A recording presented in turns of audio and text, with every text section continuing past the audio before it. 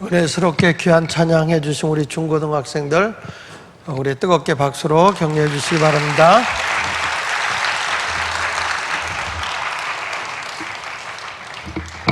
앵콜해도 될 것 같은데.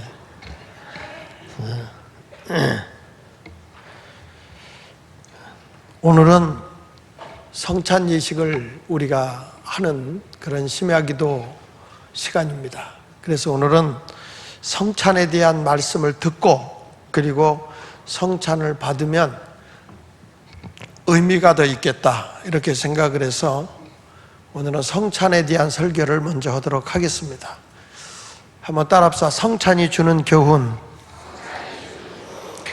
이 성찬이라고 하는 것은 예수님께서 십자가에 못 박히시기 전날 밤에 예수님의 제자들에게 떡을 나눠주면서 이것은 내 몸이다. 그리고 포도주 잔을 주시면서 이것은 내 피다. 그리고 내가 오는 그날까지 기념이 되게 하라 라고 말씀을 하시죠. 그러니까 이것은 뭐냐면 예수님께서 우리에게 마지막으로 주신 주님의 만찬이라고 성경은 말하고 있습니다. 고린도서 11장 20절에 보니까 그런즉 너희가 함께 모여서 주의 만찬을 이렇게 말합니다. 근데 이 고린도 교회가 분쟁을 하고 다툼이 있어요. 거룩함을 잃어버린 교회가 되니까 주님 뭐냐면 이 주의 만찬을 너희가 먹을 수가 없다. 그냥 저들이 앉아서 예수님의 살과 피를 먹고 그런 기념을 하며 애찬식을 하고 있음에도 불구하고 주님이 보실 때는 저들이 성찬을 잘못 받아서 하나님의 축복을 받아야 할 사람들이 저주를 받고 있다는 것입니다. 그래서 성찬을 잘 받으면 복이고요, 성찬을 잘못 받으면 재앙이에요, 재앙. 오늘 성경의 말씀을 우리에게 일러주는 겁니다. 오늘 성찬 예식에 보면 우리가 보면 참 시시해 보이잖아요. 그죠? 떡을 이렇게 찍어서 포도주 잔에다 찍어서 이제 그전에는 포도주 잔을 들고 이렇게 떡을 띄어서 입에 넣고 그리고 포도주 잔을 이렇게 마셨는데 요즘엔 하도 위생이 중요시 여기는 시대이기 때문에 이제 우리는 서로가 이렇게 찍어서 먹게 그렇게 하죠.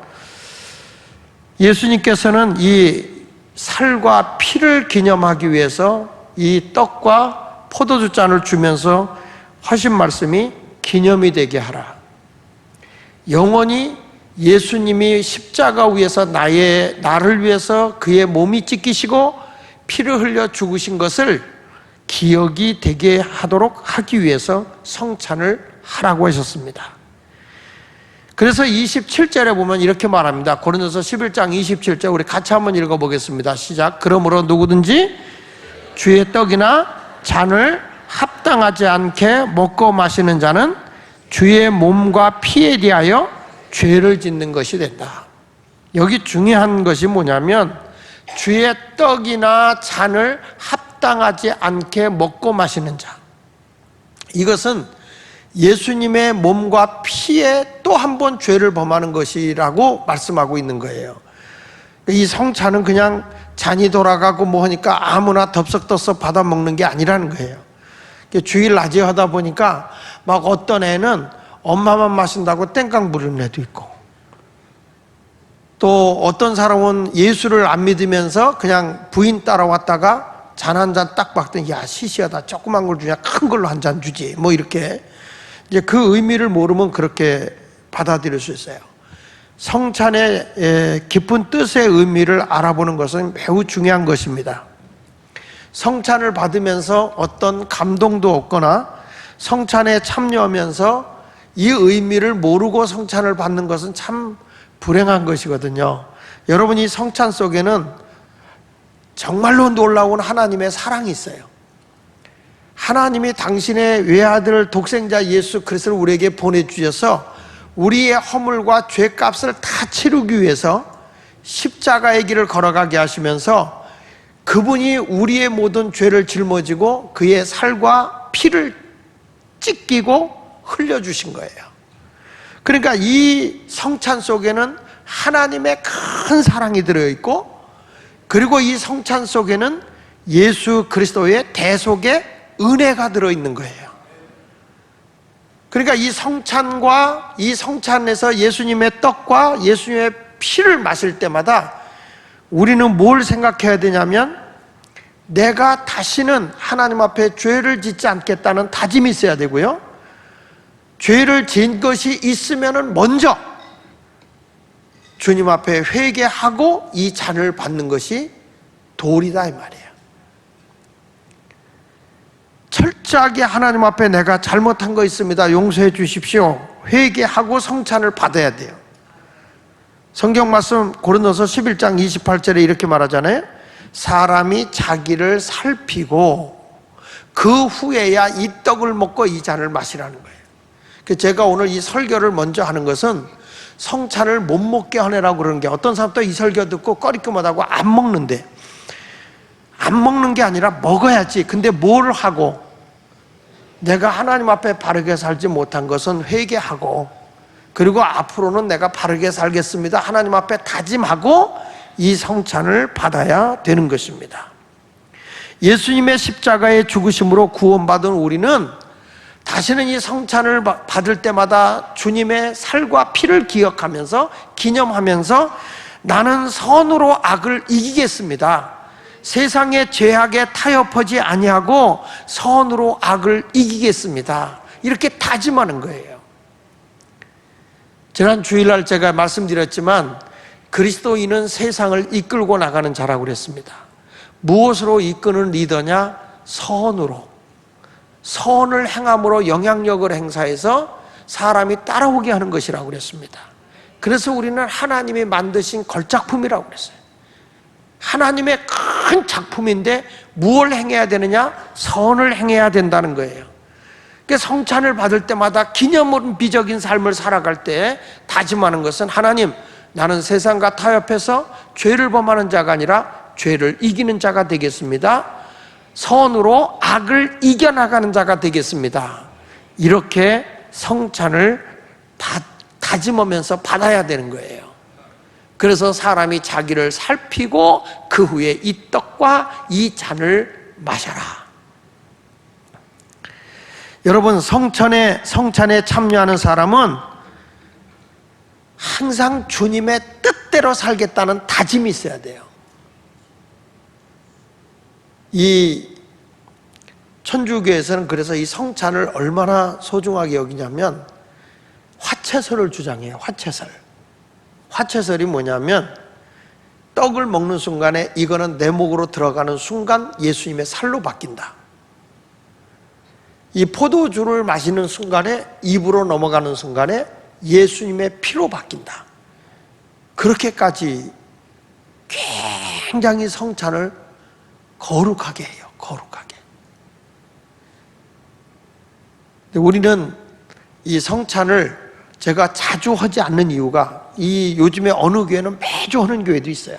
지금도. 특별히 루터교 같은 경우는 매주 성찬을 합니다.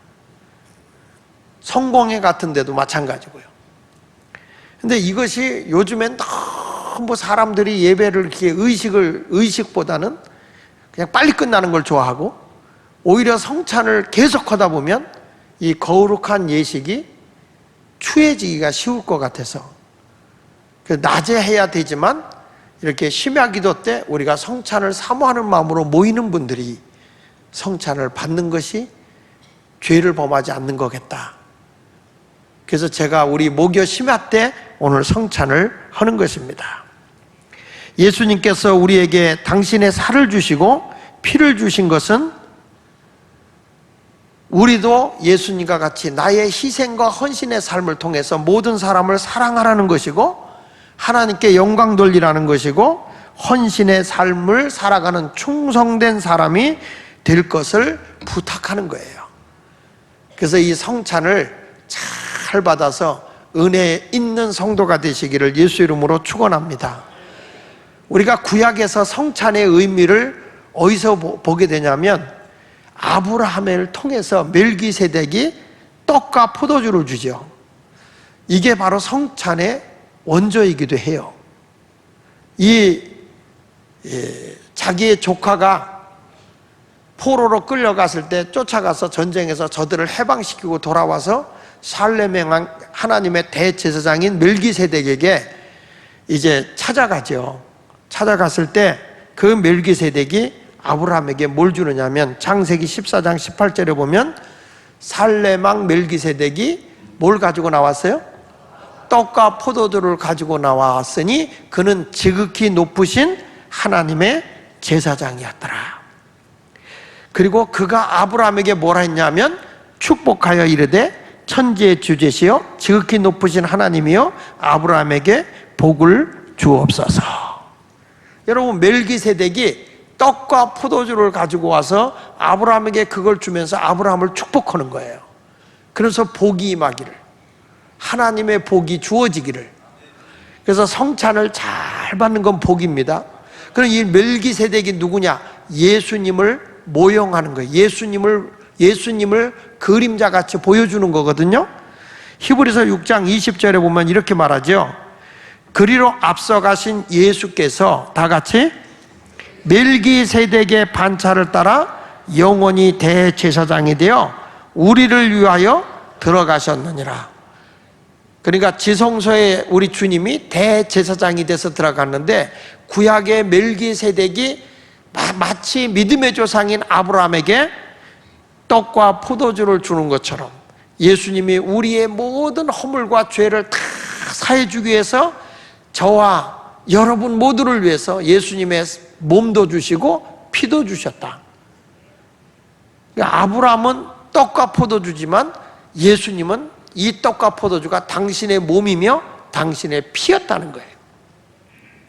지금 우리가 다시금 이 멜기세덱처럼 이 떡과 이 포도주를 마시지만 여러분들이 이거 마실 때마다 내가 예수님의 살과 피를 먹고 마시는구나. 그러면서 너무 주님의 은혜로 죄사함 받게 된 걸 감사해야 되고, 나 같은 허물과 죄 많은 인생을 위해서 예수님이 죽으시고 영원히 내가 구원받은 걸 기억하고 기념이 되게 하기 위해서 이 성찬을 베풀어 주셨구나. 그러면서 은혜가 충만하고 기쁨이 충만해야 되는 것입니다. 이런 의미를 알고 신앙생활하면 복이고요, 이걸 모르고 그냥 형식적으로 막 받아버리면 결국에 저주고 육체에 병이 오는 거예요. 성찬을 잘못 받게 되면. 그래서 오늘 거룩한 성찬 예식이 여러분에게 주어지기를 예수 이름으로 축원을 드립니다.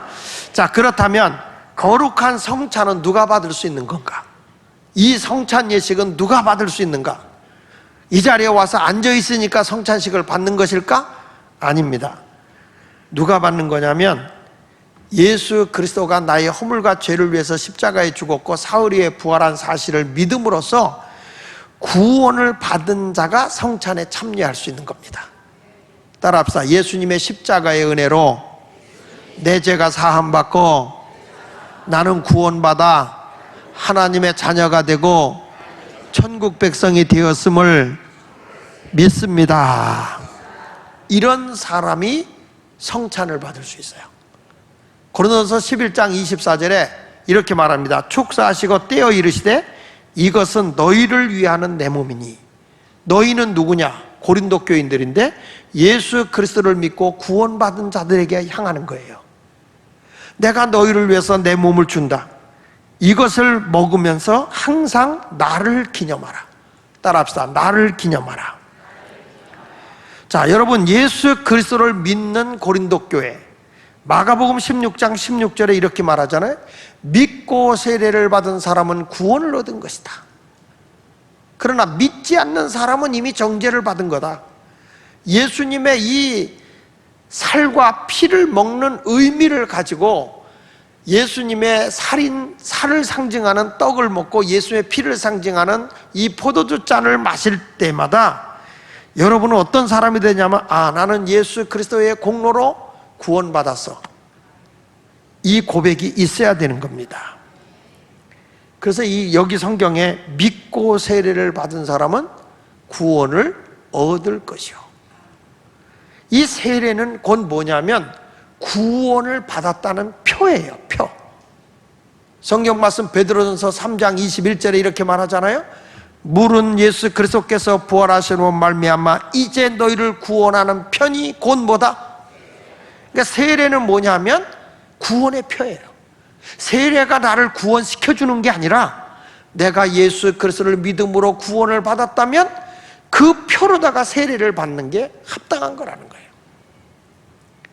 그래서 우리가 세례를 받고 나면 이는 육체의 더러운 것을 제하여 버림이 아니요 하나님을 향한 선한 양심의 강군이라. 항상 하나님을 향하여 선한 양심을 가지고 살아가는 거예요. 세례 받고도 여전히 옛생활로 돌아가는 사람은 아직 예수가 내 안에 없는 거잖아요. 내가 예수 그리스도를 믿고 구원을 받았으면 그 세례를 통해서 구원을 받았다는 확신을 가져야 여러분이 성찬을 받는 의미를 알게 되는 것이고 그 성찬이 우리 모두에게는 복이 되는 거예요. 할렐루야. 유아 세례도 그래서 중요한 거예요. 유아 세례는 아이가 신앙 고백을 하는 게 아니잖아요. 유아 세례는 만 5세 이하가 세례를 받는데 이 아이들이 신앙 고백하는 게 아니에요. 주는 그저 살아계신 하나님의 아들하고 신앙 고백을 하지 않아요. 그러나 부모의 신앙의 고백을 통해서 아이가 유아 세례를 받거든요. 이게 뭐냐면 하나님의 언약의 후손인 거예요. 이런 분이 있어요. 아이가 갑자기 사고로 인해서 세상을 뜨는 경우도 있어요. 꽃도 피우지 보지 못하고. 근데 이 아이가 만약에 부모님의 은혜에서 이 유아 세례를 받았다? 나는 구원은 물론 하나님의 주권에 있지만 부모님이 그런 얘기를, 얘가 신앙 고백도 못했는데 목사님 천국 갈 수 있을까요? 이렇게 묻는 분도 계세요. 그러나 부모님의 언약의 신앙의 고백을 통해서 유아 세례를 받은 것은 구원을 받았다고 믿어야 돼요. 그 아이가 신앙 고백이 없어도 부모의 신앙의 언약에 의해서 구원을 받는 거예요. 여러분, 솔로몬이 죄를 범했어요. 솔로몬이 죄를 범해서 하나님이 심판을 하려고 하다가 누굴 기억했냐면 다윗을 기억하고 하나님이 재앙을 내리지 않았어요. 우리가 여러분 어린 아이들을 위해서 유아 세례를 받는 것은 매우 소중한 거예요. 이 아이들이 신앙 고백하기 전에 무슨 일이 생길 줄 알아요. 그런데 그래도 유아 세례를 받아서 부모의 신앙 고백을 통해서 약속의 자녀가 되는 거예요. 여러분, 우리는 그래서 유아 세례 이번에 5월 달에 이제 어버이 주일날 둘째 주에 받겠지만은 우리 아이들이 아직 유아 세례를 안 받았다 그러면 유아 세례를 받도록 하고요. 또 우리 믿는 사람도 세례가 매우 중요한 줄 알고 세례를 꼭 받으세요. 내가 예수를 믿습니다. 구원받았습니다. 그 증표로 세례를 꼭 받아야 돼. 아멘. 내가 세례를 받은 사람이면 나는 구원을 받은 자입니다. 나는 천국 갈 수 있는 자격을 얻은 자들입니다. 이런 확신을 가지고 살아가는 사람은 성찬을 받을 자격이 되는 거예요. 오늘도 그런 마음을 가지고 성찬을 받으시기를 축복합니다. 할렐루야. 두 번째 가서는 예수의 피가 내 모든 죄를 깨끗하게 해줬다는 것을 믿으면 성찬에 참여할 수 있어요. 따라합시다. 예수의 피가 내 모든 죄를 깨끗하게 해주셨다. 그래서 하나님과 내가 죄로 인해서 원수됐던 내가 화목하게 된 거예요. 이런 사람은 성찬을 받을 수 있습니다. 요한일서 1장 7절에 이렇게 말씀을 합니다. 그가 빛 가운데 계신 것 같이 우리도 빛 가운데 행하면 우리가 서로 사귐이 있고 다 같이 그 아들 예수의 피가 우리를 모든 죄에서 어떻게 한다고요? 그러니까 여러분, 우리가 이 고난주간에 예수님의 십자가를 우리가 생각만 하지 말고 그 예수님의 십자가를 지신 분명한 목적은 나의 모든 죄와 허물을 사해 주기 위해서인 거예요. 예수님이 우리를 위해서 모든 몸을 찢기면서 우리의 질고를 다 담당해 주셨을 뿐만 아니라 예수의 보혈의 피로써 죄로 인해 하나님과 원수인 우리를 화목하기 위해서 보혈의 피를 통해 내가 하나님과 화목하게 되는 거예요.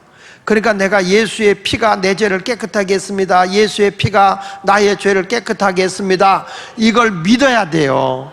그래서 보혈이 능력이요. 그 보혈의 찬송을 많이 부르잖아요 우리가.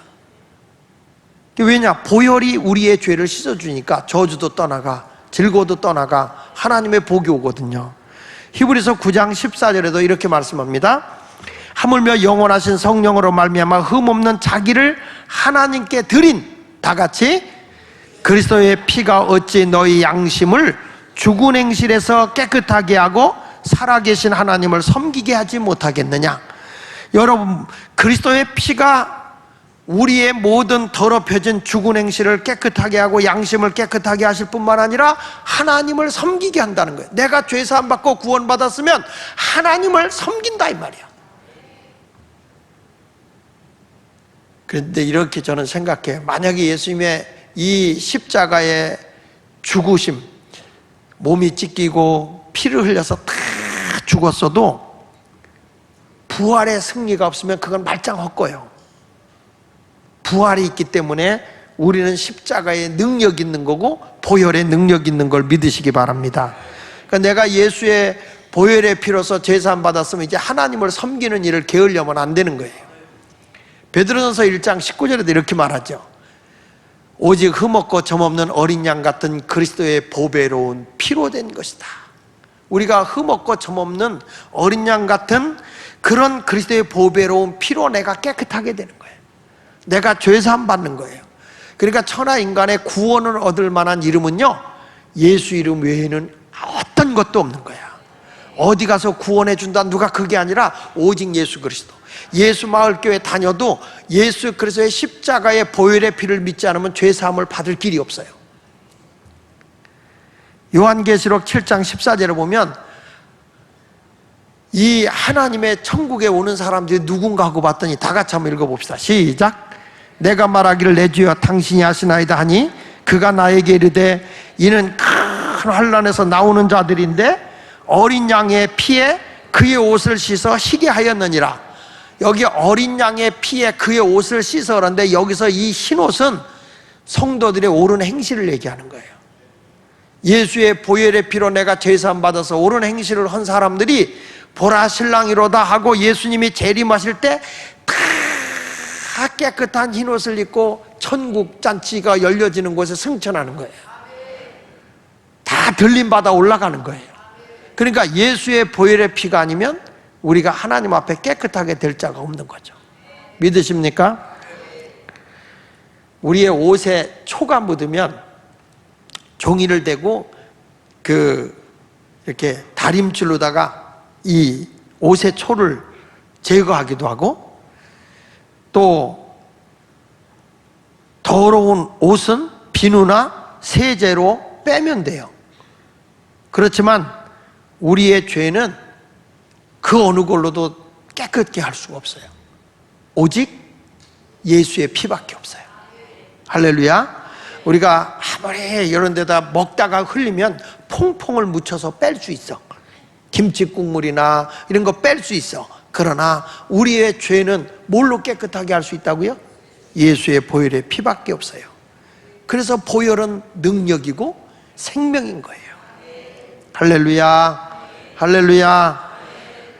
자, 여러분, 사람에게도 피가 없으면 어떻게 되죠? 죽지요. 여러분, 피 없어도 살아? 피가 생명이요. 피 없으면 죽어. 마찬가지로 우리의 영혼을 살릴 수 있는 게 뭐냐? 예수의 피예요. 그걸 확실히 믿어야 되는 겁니다. 요한복음 6장 53절로 56절 한번 읽어보겠습니다. 시작.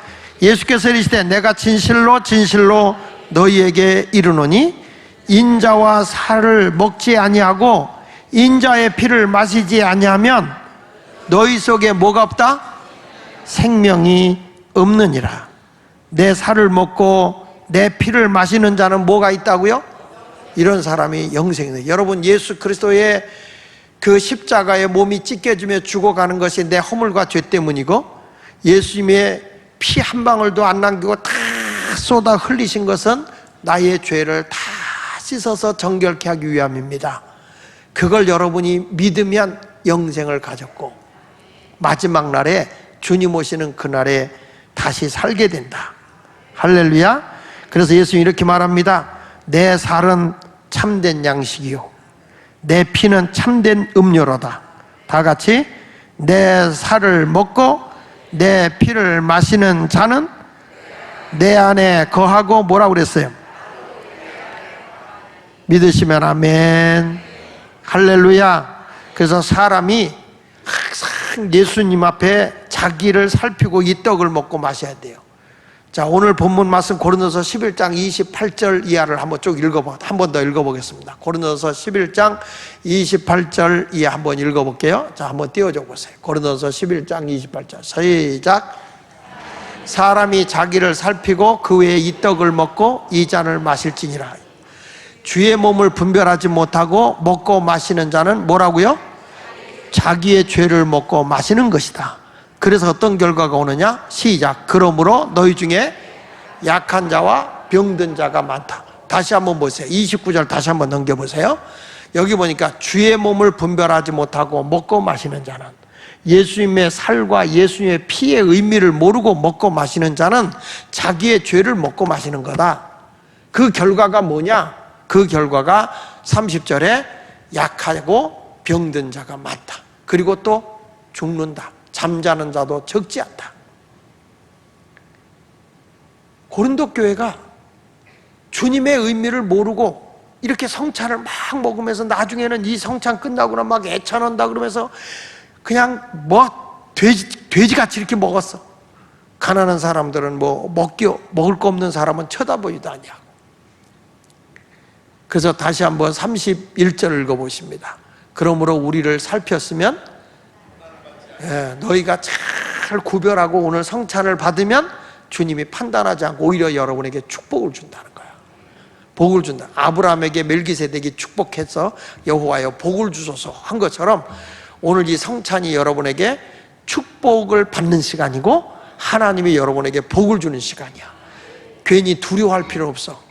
내가 오늘 이 시간에 이 말씀을 붙잡고 찬양하고 회개하면 주님께서 여러분을 온전케 다 죄를 씻어주시고 그리고 복을 내려주시는 거예요. 그래서 성찬 오늘 의미를 새기면서 잘 받을 수 있기를 축원합니다.